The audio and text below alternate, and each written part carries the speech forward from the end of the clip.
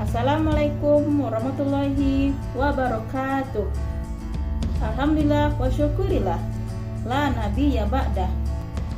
Assalatu wassalamu ala asrofil anbiya'i wal mursalin wa ala alihi wa sahbihi rasulillah ajmain.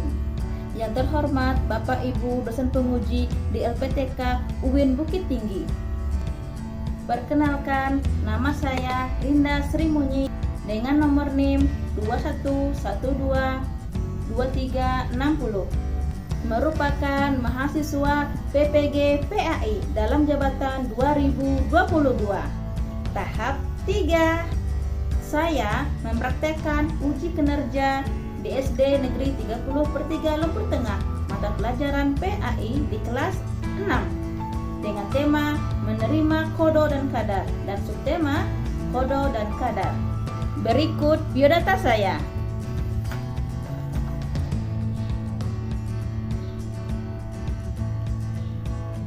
Selamat menyaksikan.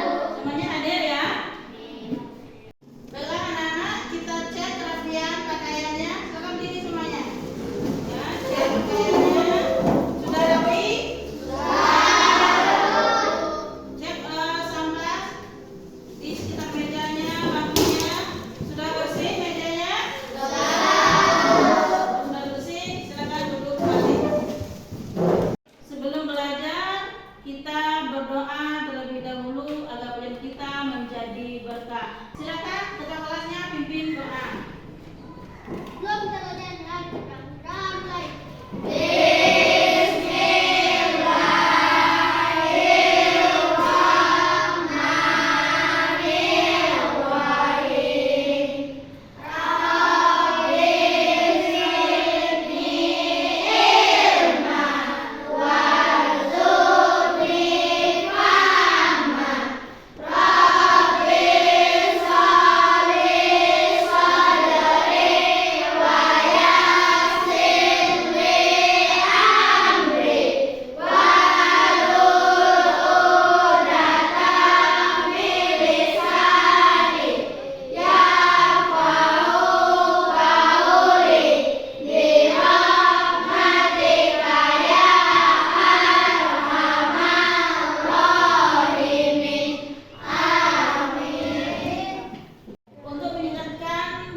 Keimanan kita kepada Allah Subhanahu wa taala, marilah kita membacakan ayat pendek. Kita membacakan surat Al-Lahab.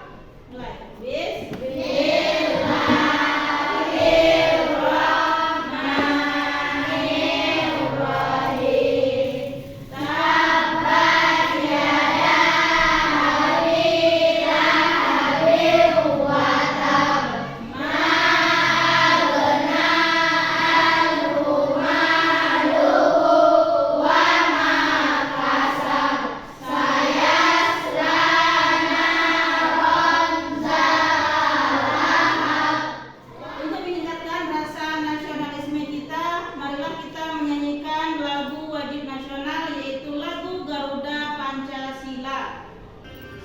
Silakan semuanya berdiri.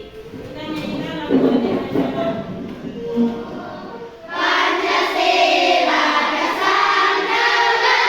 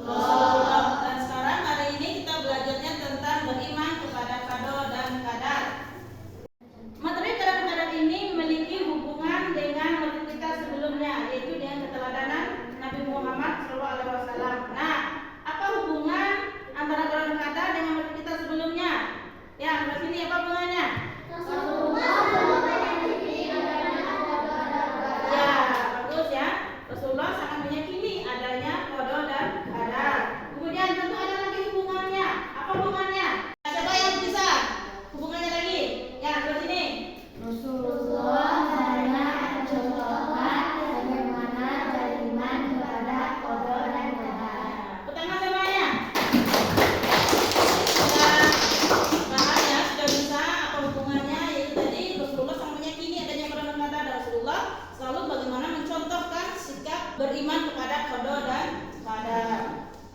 Tujuan tentang materi qada dan qadar ini ada beberapa tujuan yang harus kita capai. Ya, yang pertama, meyakini adanya qada dan qadar.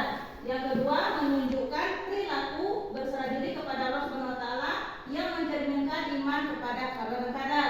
Tujuan yang ketiga, memahami hikmah beriman kepada qada dan qadar yang dapat membentuk perilaku akhlak mulia. Dan tujuan yang keempatnya, menunjukkan hikmah beriman kepada qada dan qadar yang dapat membentuk perilaku akhlak mulia. Jadi inilah tujuan pembelajaran kita di materi beriman kepada qada dan qadar. Ini adalah kompetensi inti dari materi menerima qada dan qadar. Nah, ini ada 4 kompetensi intinya. Yang pertama, menerima, menjalankan dan menghargai ajaran agama yang dianutnya. Kompetensi yang kedua, yaitu di sikap kita menunjukkan perilaku jujur, disiplin, tanggung jawab, santun, peduli, dan percaya diri dalam berinteraksi dengan keluarga, teman, guru, dan tetangganya serta kita tanah air. Kemudian yang kompetensi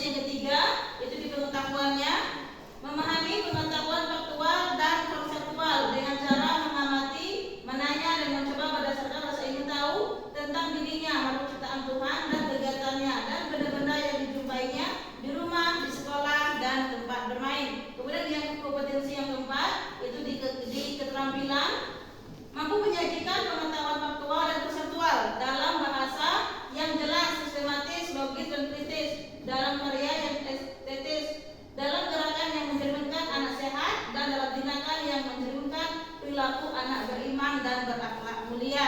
Inilah kompetensi inti yang harus kita capai di materi beriman kepada qada dan qadar.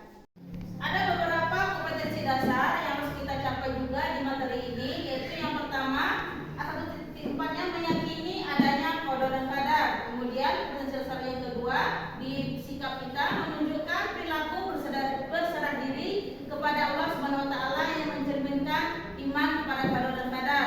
Kemudian yang keempat, kompetensi dasarnya yaitu di pengetahuan memahami hikmah beriman kepada qada dan qadar yang dapat membentuk perilaku akhlak mulia. Kemudian paling keempatnya yaitu di keterampilannya mampu menunjukkan hikmah beriman kepada qada dan qadar yang dapat membentuk perilaku akhlak mulia. Jadi itulah tadi sudah ada kompetensi intinya, ada kompetensi dasarnya, dan ada tujuan yang harus kita capai untuk materi kita di materi beriman kepada qada dan qadar. Siklus kita berjalan pada hari ini atau urutannya nanti itu ada kita nanti pretest, ada diskusi nanti, kemudian ada tayangan video, PPT juga yang akan disampaikan, nanti ada tanya jawab, nanti ada kita saling menanggapi di diskusinya, dan nanti ada hadiah yang akan diberikan nanti kalau yang aktif untuk diskusinya. Mau hadiahnya? Mau. Dan juga nanti kita akan melakukan terakhir post test dan juga nanti ada refleksi menyimpulkan hasil dari kita pada hari ini. Itulah rentetan atau siklus kita daripada hari ini. Untuk mengetahui tingkat kemampuan awal kalian, kita akan mengadakan pretest ya untuk mengukur kemampuan awal di tema qada dan qadar ini. Jadi nanti Ibu bagikan link soalnya di Classroom dengan Google Form. Silakan nanti klik soalnya dan silakan dikerjakan. Tahu semuanya?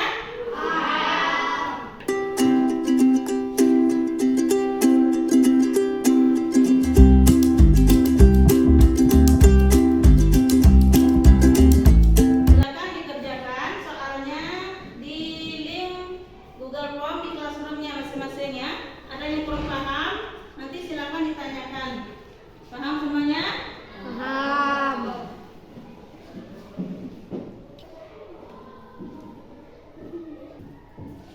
Bu, ya Pak Is?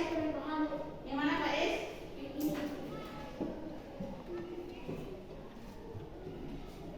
Ini maksudnya pengertian qada dan qadar. Bu, Ya Rama? ini soalnya apa maksudnya?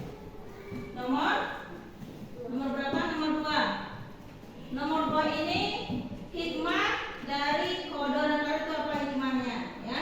Hikmahnya ada pilihannya, ada hikmahnya.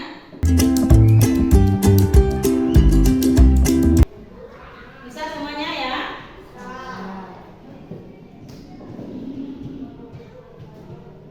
Baca soalnya baik-baik dan pilihlah jawaban yang benar dan tepat untuk mengukur tingkat kemampuan awal kalian. Ini tidak mencari yang mana yang tinggi rendahnya, tapi nanti hasilnya itu akan untuk identifikasi kemampuan awal kalian. Kita berangkat dari pengertian iman kepada qada dan qadar. Iman artinya apa iman? Percaya.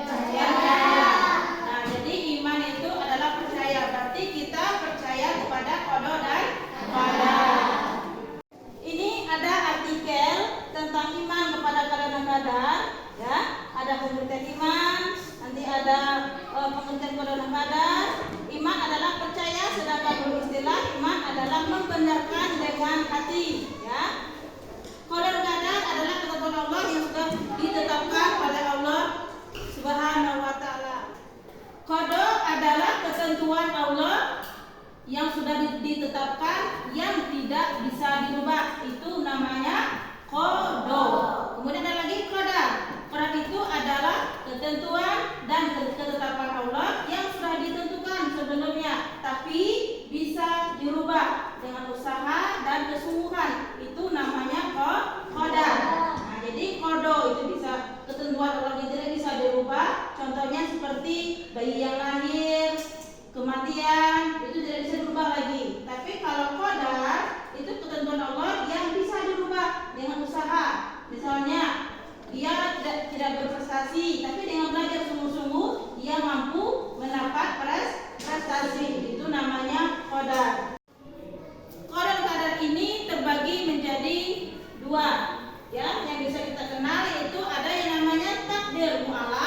dan ada namanya takdir mubram. Ya, ada dua bagiannya. Takdir mu'allaq ini tadi itu yang namanya takdir atau ketentuan Allah yang bisa dirubah, itu mu'allaq. Kalau takdir mubram itu adalah ketentuan Allah atau ketetapan Allah yang tidak bisa dirubah, itu namanya takdir mubram. Mu'allaq itu bisa dirubah dan mubram tidak bisa dirubah. Kita akan berliterasi membaca sebuah kisah tentang beriman kepada hari qadar. Siapa yang membaca ke depan? Coba, silakan ke depan. Ya, tentang tempat Islami, tentang beriman kepada hari qadar, yaitu judulnya Nona yang malas berikhtiar. Ya, ceritanya. Kita dengarkan Akbar membaca ceritanya. Silakan Akbar. Ya. Nona tidak belajar khusus menjahit. Yuk, kebetulan tetanggaku baru saja buka pedang. Dari pemaparan Ibu tadi, adakah anak-anak yang masih kurang paham? Saya Bu. Ya, silakan. Terdapatkah dalil tentang qada dan qadar? Dalil qada dan qadar ini yaitu terdapat dalam Quran surah Al-Hadid ayat 22 yang artinya setiap bencana yang menimpa di bumi dan yang menimpa dirimu sendiri semuanya telah tertulis dalam kitab Lauhul Mahfuz. Qada dan qadar itu dapat kita contohkan dalam kehidupan sehari-hari. Contoh, si Budi pada awalnya dia anak yang tidak bisa membaca. Lalu dia belajar dengan sungguh-sungguh, dia ikut les, dia belajar di rumah, belajar di sekolah, akhirnya dia bisa membaca. Itu termasuk takdir qada atau qadar. Yang mana? Itu adalah qadar. Berarti takdirnya bisa dirubah karena dia bersungguh-sungguh. Nah, kemudian ada contohnya lagi. Si Ahmad, dia adalah dari keluarga miskin. Lalu dia rajin belajar, dia sekolah tinggi, akhirnya dia menjadi seorang dokter. Nah, dari penghasilannya mencukupilah kehidupannya tadi itu. Lalu dia mempunyai harta yang banyak, artinya dia sudah bercukupan dari miskin tadi. Berarti dia ada kesungguhannya di situ, ada tekunnya dan ada niatnya mau berubah, ya. Lalu dia menjadi orang yang berkecukupan, itu adalah termasuk qada atau qadar. Dari dia tidak punya apa-apa, jadi dia punya segalanya, itu termasuk apa? Termasuk qadar, ya. Pertama semuanya sudah bisa ya. Lalu ada lagi contohnya. Seorang gadis, dia masih berumur 20 tahun, lalu dia meninggal dunia. Ya, meninggal dunia dia. Tidak bisa dirubah, tidak bisa kita bilang tunggu sedikit lagi, tunggu sedetik lagi, tunggu sebentar sama orang tua, tidak bisa lagi. Itu termasuk apa? Qada atau qadar? Adalah qada, tidak bisa dirubah, tidak bisa ditunda, tidak bisa minta diganggu. Memang sudah datang waktunya, jadi maka datang waktunya. Itu adalah contoh qada yang sering kita temui dalam kehidupan kita sehari-hari. Ini adalah hasil penelitian ya dari seseorang, yaitu tentang peningkatan hasil belajar pendidikan agama Islam tentang menerima qada dan qadar melalui pendekatan saintifik bagi siswa kelas 3 SD di Kabupaten Sorong. Penulisnya ini adalah Syaidah, ya namanya Syaidah. Nah, ini dari dia meneliti tentang bagaimana menerima qada dan qadar melalui pendekatan saintifik. Dari hasil penelitian ini, yaitu dia ingin mengetahui bagaimana peningkatan hasil belajar pendidikan dengan temanya menerima qada dan qadar. Itu materi kita pada hari ini ya. Jadi dia meneliti, membuat karya tulis ilmiahnya tentang menerima qada dan qadar. Dan hasilnya itu itu dia meningkat dari rata-ratanya 62,5 naik 72,5 hingga menjadi 84,5. Jadi dengan pendekatan saintifik dan hasil penelitian dari Syaidah ini, dia bisa siswanya itu memahami dan menerapkan bagaimana menerima qada dan qadar. Kita akan berdiskusi, nanti kita akan bagi kelompoknya ada 3 kelompok. Kita akan berhitung metodenya 1, 2, 3. Nanti siapa yang nomor 1, dia yang kelompok 1. Siapa yang dapat nomor 2, dia kelompok 2. Dan siapa dapat nomor 3, dia kelompok 3. Paham? Silakan berhitung dari Akbar. 1, 2, 3. Terus 1, 2, 3. 1, 1, 2, 3. 2. Nah, yang dapat nomor 1 silakan kelompok 1, yang dapat nomor 2 silakan kelompok 2, yang dapat nomor 3 silakan kelompok 3. Silakan satu mejanya.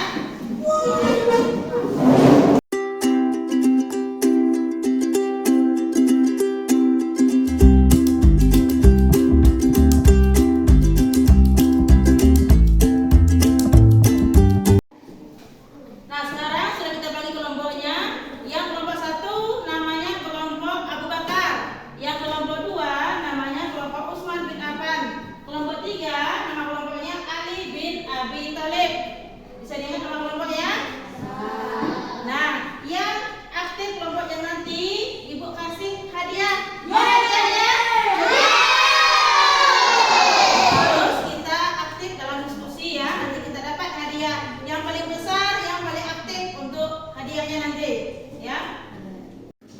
Berikut ini kita akan sama-sama menyaksikan video tentang materi qada dan qadar. Nanti dari hasil video ini kelompok 1 nanti silakan cari apa arti dari qada dan qadar dari video tersebut. Yang kelompok 2 silakan cari apa hikmah dari mempelajari qada dan qadar dari video tersebut. Yang kelompok 3 silakan cari nanti bagaimana cara kita mencontoh qada dan qadar dalam kehidupan sehari-hari. Assalamualaikum warahmatullahi wabarakatuh. Anak-anakku, kali ini kita akan membahas materi tentang qada dan qadar. Apa qada dan qadar itu? Mengapa umat Islam wajib percaya kepada qada dan qadar? Dan bagaimana perilaku orang yang beriman kepada qada dan qadar? Anak-anakku, belum usai pandemi COVID-19 yang bahkan kasus hariannya terus meningkat Silakan kelompok 2 dan belum rampung 1 bulan di tahun 2021. Indonesia sudah dihadapi dengan usaha yang bertubi-tubi. Dicermati dan disimpulkan. Jatuhnya pesawat Sriwijaya Air, Nah, inilah contoh qada dan qadar. Gunung Semeru yang meletus lagi, dan gempa di Lampung. Ngapain kerja keras kalau takdirnya miskin? Ya tetap aja miskin. Memang benar. Jauh sebelum kita diciptakan, Allah sudah menulis semua kehendaknya terhadap kita. Inilah yang disebut dengan qada. Kemudian setelah kita tercipta, kehendaknya itu akan terrealisasi atau terjadi pada kita sekarang. Itulah yang disebut qada. Tuh kan, jadi kenapa kita harus berusaha? Belum selesai, dengerin dulu.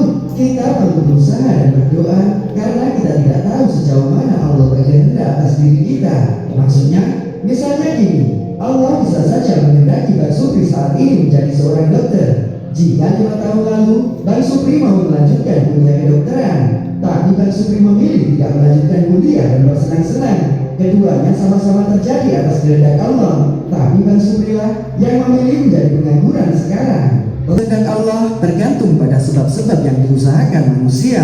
Lalu takdir yang tidak bisa dirubah seperti apa? Misalnya takdir kamu. Tadi sudah kita tonton videonya dan sudah juga mencatat hasil dari diskusinya. Silakan kelompok 1 tampilkan hasil diskusinya.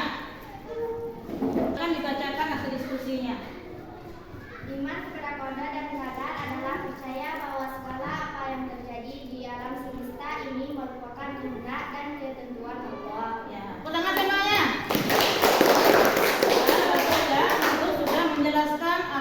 kodo, dan kadar. Ada yang mau bertanya dengan kelompok Abu Bakar? Silakan kelompok Usman.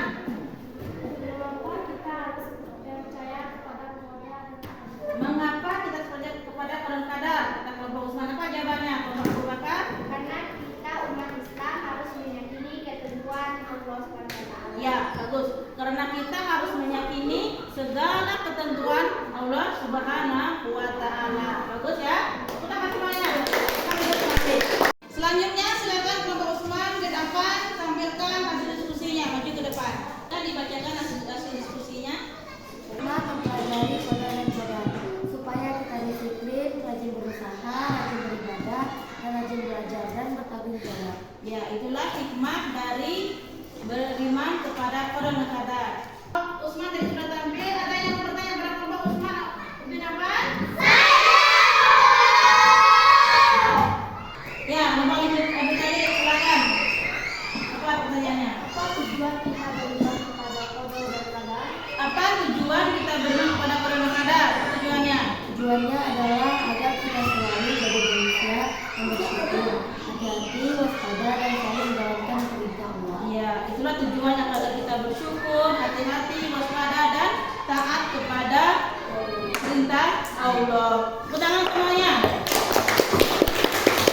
Sekarang silakan kelompok Ali bin Abi Thalib maju ke depan, presentasikan hasil diskusinya. Maju ke depan. Apa contoh kodo dan kadar dalam kehidupan sehari-hari? Ya, Seperti lahir sebagai laki-laki atau sebaliknya, matahari terbit dari timur, menjadi pedagang yang berhasil hingga memperoleh kekayaan. ya, itulah contoh kodo dan kadar. Kodo itu adalah ketentuan yang tidak bisa dirubah, dan kadar adalah ketentuan yang masih bisa dirubah. Ada pertanyaan untuk kelompok Ali bin Abi Thalib? Kelompok Abu Bakar, silakan tanyakan. Kalau longsor itu termasuk kodo atau kadar? Ya, kalau longsor itu termasuk kodo apa kadar? Katanya. Itu adalah contoh dari kodo. Ya, itu adalah kodo yang sudah ketentuan dari Allah. Di jawaban kelompok Ali bin Abi Thalib ada yang ingin menanggapi atau menambahkan? Apa lagi kelompok Usman lagi ditambahkan? Kadar adalah ketentuan Allah yang sudah ditetapkan oleh Allah yang tertulis di Lauhul Mahfuz. Ya. Kodo itu adalah ketentuan Allah yang sudah tertulis di Lauhul Mahfuz namanya ya. Tangan untuk kelompok Ali bin Abi Thalib. Ini ada hadiah ya yang aktif diskusi tadi. Kita sudah tanya jawab, menanggapi. Yang pertama, ini hadiah untuk kelompok Abu Bakar. Ini hadiah untuk kelompok Usman bin Affan. Ini hadiah untuk kelompok Ali bin Abi Thalib. Jadi dapat kita simpulkan bahwa kodo dan kadar adalah ketentuan Allah atau ketetapan Allah yang sudah ditentukan sesuai di Lauhul Mahfuz ya. Tadi terbagi dua, ada kodo dan kadar atau ada takdir mu'alaq, ada takdir mubram juga. Kemudian apa hikmahnya? Hikmahnya tadi agar kita bisa bersungguh-sungguh dalam berusaha. Kita bisa meyakini apa itu kodo dan kadar, dan juga kita harus mampu taat beribadah kepada Allah, bentuk kesungguhan kita sebagai hamba Allah. Dan contohnya tadi ada contohnya anak yang lahir pada dunia itu apa namanya? Kodo apa kadar? Kodo. Itu adalah kodo. Kalau kematian itu kodo apa kadar? Kalau dapat juara? Oh, kodar ya. Kemudian kalau seorang itu dari tidak punya apa-apa menjadi punya segalanya, apa namanya? Kodo apa kadar? Itu namanya kodar. Kemudian ada lagi tsunami. Itu kodo apa kadar? Itu kodo ya, sudah ketentuan dari Allah. Sekarang kita akan melakukan proses yang menguji kemampuan akhirnya setelah Ibu jelaskan materinya dan setelah kita diskusi tadi. Kita melakukan post test. Link Google Form-nya sudah dikirimkan di Classroom. Silakan dikerjakan post test-nya.